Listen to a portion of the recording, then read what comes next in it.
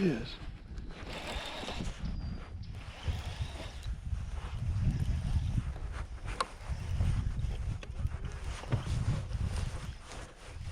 Feels good. That's a nice one.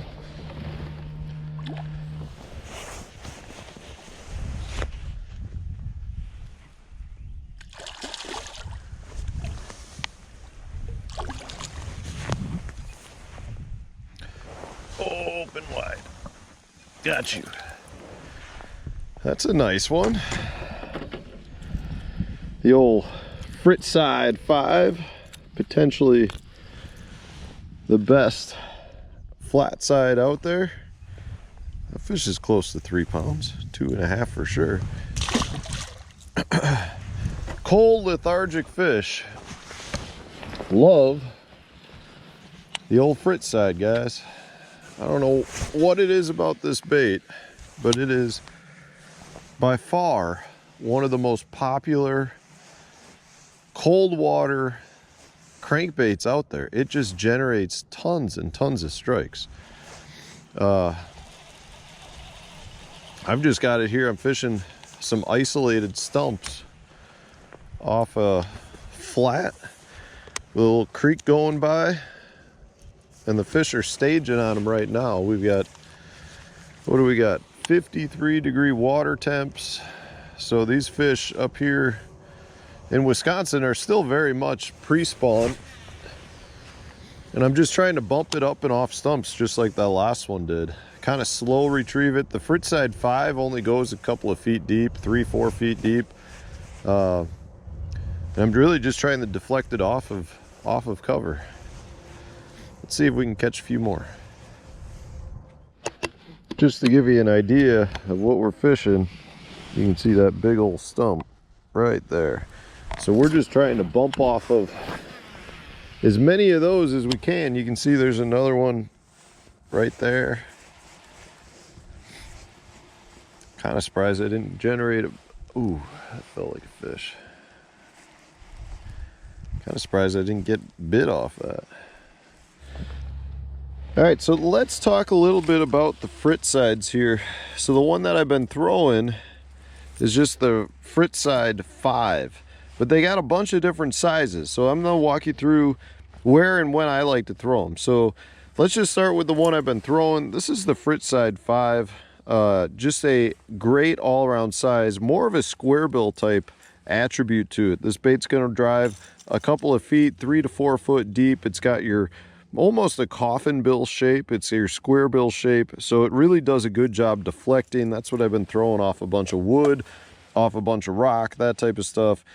And then as you go bigger in size, you've got your Fritzside 7, but you can see there's a noticeable difference, a deeper diving bill. So this bait's going to get you down into that 6 foot range, just give you a little bit more of like what I would consider like a shad wrap type retrieve, a nice tight wiggle, but it's a little bit more of your deeper diver versus say the 5, which is more your square bill. And then the same goes for the 9, which is the biggest size in terms of the deepest diver. Again, a slightly bigger bill and just going to be a little bit deeper diving, 7-8 foot range, but still got your good flat side type movement to it. This bait deflects great, nice tight wiggle, really good. So for me, generally I fish the 7 and the 9 if I could hold them today, more almost in the areas where I would fish a traditional, like a shad wrap, where I'm looking for that tighter wobble wiggle. I'm going to be fishing more kind of on those steeper banks, where not necessarily steeper, but where I've got more of a drop, more of a 45-degree angle, and I'm going to be paralleling it. Or maybe some of your pea gravel points where I'm going to be fishing from 4 to 8 foot, that type of water depth. The 5 is more of a square bill for me. And then we got 2 more sizes here. So these are both considered size 5s, but this is the biggin and this is the junior. So both have that square bill type lip to it.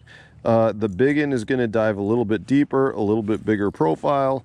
The junior is a little smaller, Gonna dive still in that 2 to 4 foot range, depending on line test. These hooks are so sharp I can't hold them. But you can see, compare the junior to the normal 5, it's definitely a tad bit smaller. The biggin is definitely bigger. So it just gives you different profiles. The fish still kind of in that 2 to 4 foot range, generally 2 to 5 foot range, but has that more of a square bill shape to it. So that's the breakdown of the baits. There's a bunch of different ones. I got to tell you guys, they are some of the absolute best crankbaits on the market when you're talking about baits to generate strikes in cold water scenarios, but they're also really year-round baits. Like, a lot of people want to pigeonhole them more for what I would consider, you know, your cold water periods, but the reality is they catch them all year round.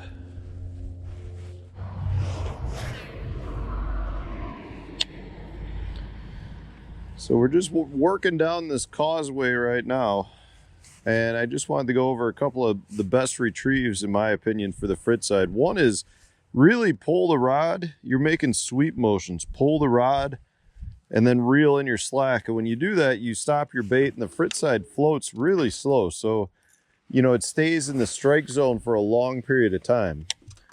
Just nothing special, just a nice, just straight, you know, you're kind of just trying to bang off the bottom. You're pulling it 4 or 5 feet every time, then stopping it. The majority of your bites will come when you stop it. So that's one of my favorite ways. Another way is just a simple, you're almost doing the same thing, but you're actually reeling it much faster with your reel handle. So you're burning it. The Fritside's really good at darting all over the place. It's very erratic. So I like to give it like 4 or 5 hard cranks and then stop it. And what you're doing is you're really just burning it, trying to hit every object that you can. And that's something that will for sure generate, ooh, that felt like a bite. Something that'll generate strikes. Yeah, he knocked it. He knocked it. And as soon as I stopped it, that fish just clobbered it. And a lot of times it's just a matter of figuring out what they want on that certain day. Do they want it real fast?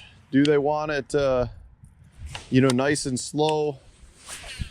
And then the last one is really where I'm just trying to feather it. So this is where I like to have an object. It comes through wood really well. So if I have a tree, I'll actually slow roll it up to that tree, and then I'll let it float. Like, I'll hit the tree, let it float up and over, and then I'll just start reeling it again. And the Fritzside is excellent at coming through cover. You know, a lot of it has to do with the bills being that square bill, that kind of that coffin shape. It deflects extremely well versus, you know, something that's got more of a round bill. A rounded lip will actually roll into the object and get stuck. But it's a great bait for working through cover. So if you've got laydowns like I've got coming up, you can just almost feather it through that stuff.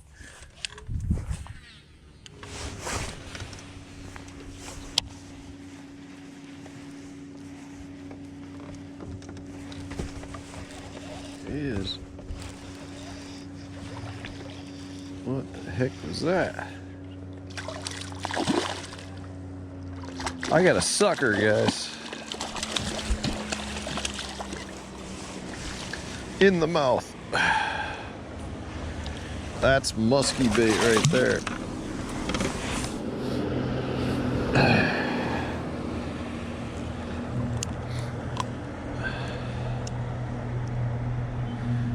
It's official. Suckers like Fritzside. That is the perfect musky bait. Fall musky bait. Cost you about 15 bucks in the store for that. Well, everyone, my hour and 20 minutes is up, so I gotta head in. It's Sarah's birthday today. So I got a couple of things I got to pick up, like the cake, and then I'm going to meet her. So I'm going to cut you guys short, go spend my wife's birthday with her. And Stay tuned. We'll have another video coming out tomorrow. If you enjoyed today's video, hit the like button, subscribe to the channel if you haven't done so already, and stay tuned.